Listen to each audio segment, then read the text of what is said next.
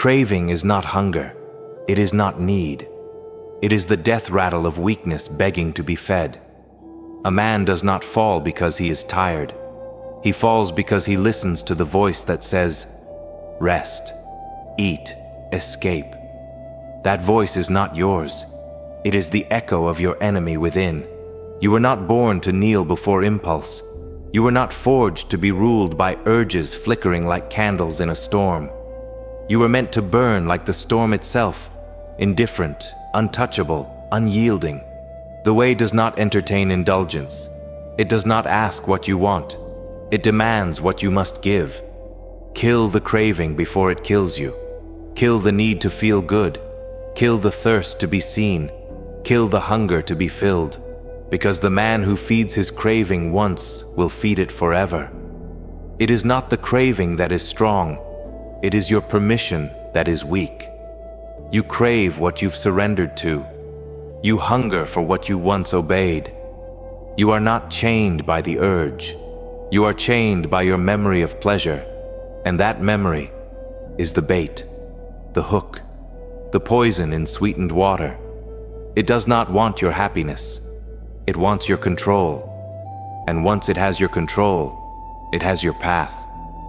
The world is filled with men who look alive but are long dead.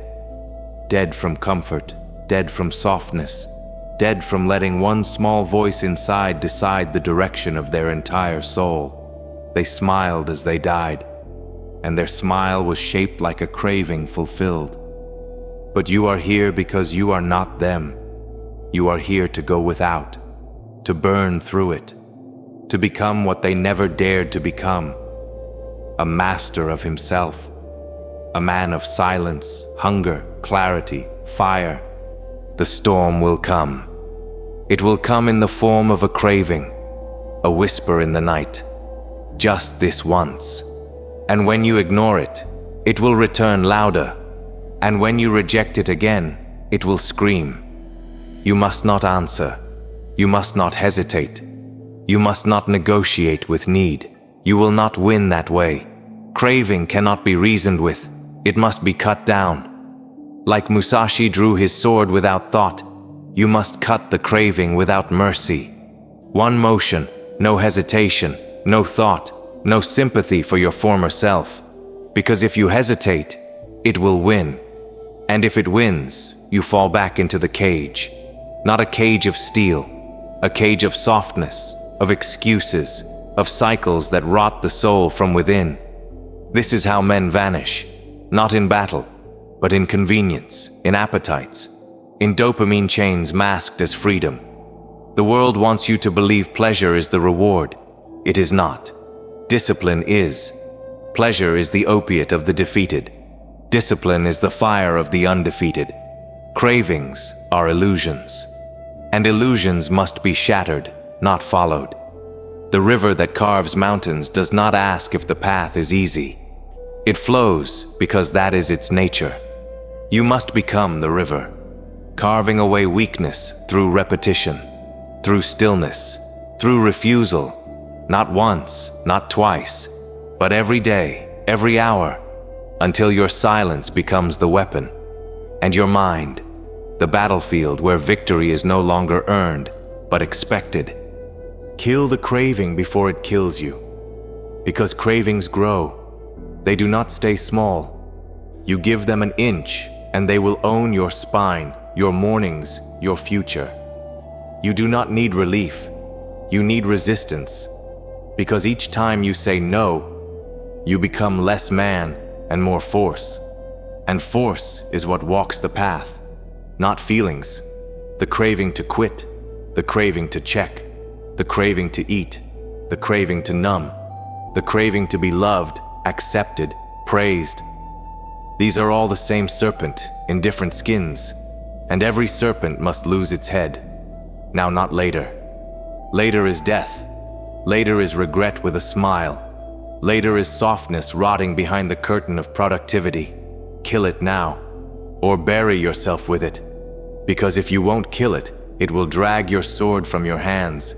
It will turn you into a man who only trains when he's motivated, who only fasts when it's easy, who only fights when the outcome is known. But a warrior does not wait for clarity, he becomes it.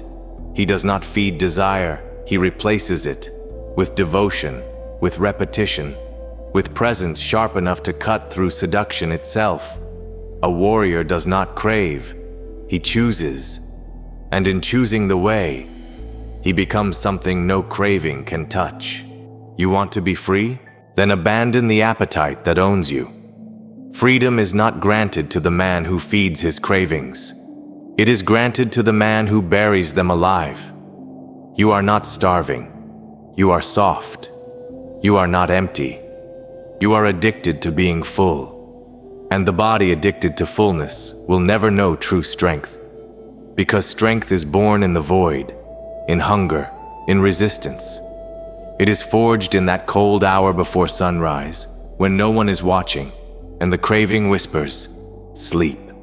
And you answer, "No." That moment is everything. That refusal is the strike. That silence is the victory. The man who conquers his craving becomes dangerous, because he is not controlled by pleasure. And the man not controlled by pleasure cannot be bought, baited, distracted, or broken. He cannot be manipulated by society. He cannot be softened by comfort. He cannot be derailed by lust or sugar or likes or noise. He is not ruled by appetite. He rules it, and what he does not crave, he cannot lose.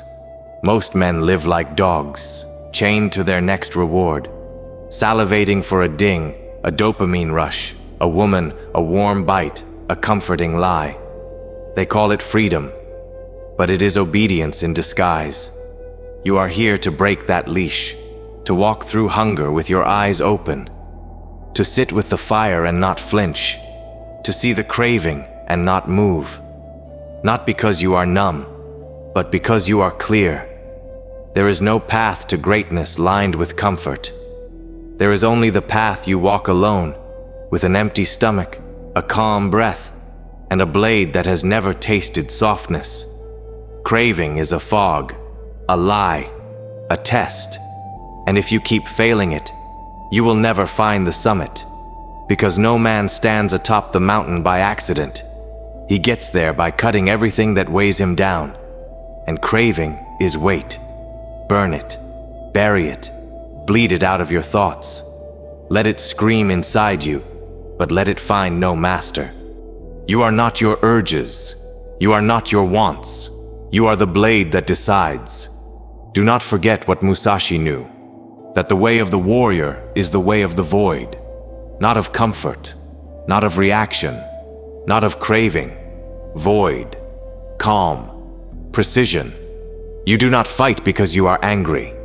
You fight because the way must be walked. You do not fast because it is healthy. You fast because the craving must die. You do not detach because it feels good. You detach because it is the only path to clarity. And clarity is the only condition of the true warrior. Stand still. Let the craving howl. Let it throw its tantrum.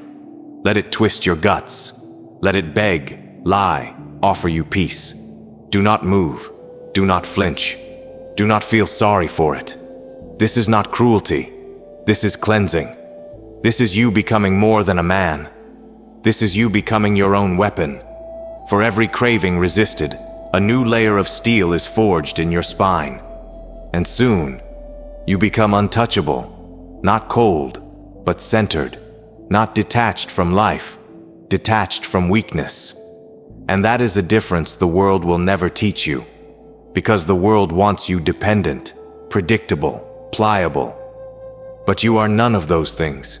You are the edge that does not rust, the fire that does not flicker, the man that does not ask, he decides. So decide, right now. Who wins, the craving or you? Not tomorrow, not after one last bite, not after one last look.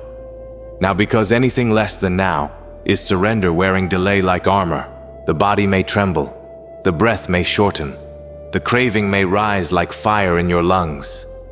But the mind must remain unmoved, because the storm inside is not your enemy, it is your forge. And if you flee from the heat, You will never wear the armor that heat creates. You must stand inside it. Let it burn the weak voice. Let it melt the softness you once called self. Because pain is not the problem. Craving comfort is. And every time you reach for it, you step back from the man you swore you'd become. You don't need another plan. You don't need another app. You don't need another reason. You need refusal. Raw, unapologetic refusal. You need to say no so many times that the craving forgets your name. This is not about becoming superhuman. This is about returning to what you were before the world tamed you. A man who can go without. A man who can sit in silence. A man who can rise without reward. Move without motivation. Train without applause. A man whose soul is built from repetition, not results. You see, craving is always urgent. It screams, now, immediately, or else. But the way of the warrior is slow, deliberate, silent. He does not run toward pleasure. He walks past it. He does not crave the reward. He becomes the kind of man who no longer needs one. Because what is a reward to a man who already owns himself? What is sugar to the one who has tasted discipline? What is lust to the one who has seen what clarity builds in silence? You've lived long enough among the craving-fed. You've seen how they decay. Faster dopamine, slower focus, easier joy, heavier shame. That is not your path. Your path is cold water, bare hands, an empty stomach and a sharpened will. And you must walk it not once, but until it becomes who you are. No applause, no finish line, only footsteps, only fire. You came here to be free, but freedom has a cost. The cost is your craving, your comfort, your former self. Freedom does not come wrapped in softness. It arrives with calloused hands, empty plates, and a silence so sharp it slices every excuse at the throat. And in that silence, you meet him.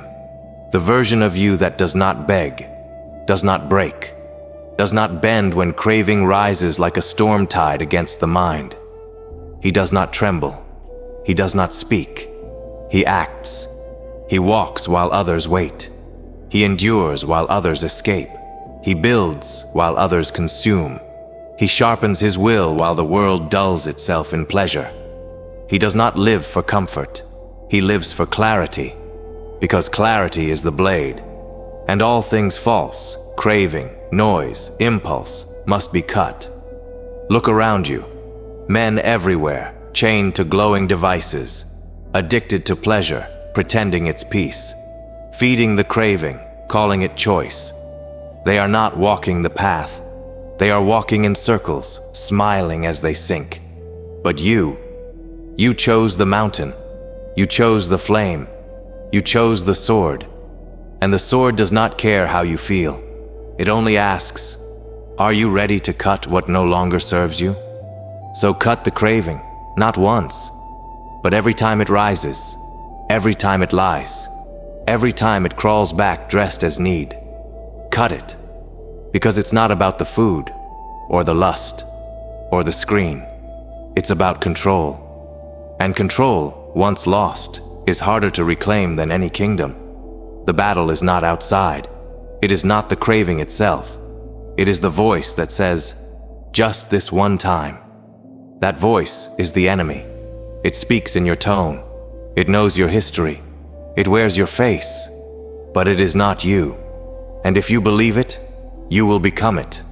So starve it. Starve the need for relief. Starve the need to be liked, seen, comforted, rescued. Starve the craving until it whimpers in the corner of your mind, afraid to speak again. And when it dies, you will know a silence deeper than thought, a stillness stronger than willpower, a peace that no pleasure can replicate. This is not detachment. This is dominion, over self, over time, over every urge that ever tried to own you. You will no longer ask, can I resist? You will simply say, I did. Because the man who no longer craves, no longer fears, And the man who no longer fears walks with God. Not the God of religion, the God of will, the God of silence, the God that lives in discipline and waits for no man. That is who you are now. A man who chose mastery over relief. A man who did not feed the beast, he bled it dry. So kill the craving. Not because you have to, because you're finally strong enough to do what others won't. And if you ever forget why, look into the eyes of the man you used to be, and remember how much it cost you to bury him. Kill the craving before it kills you, because what you don't destroy will destroy you.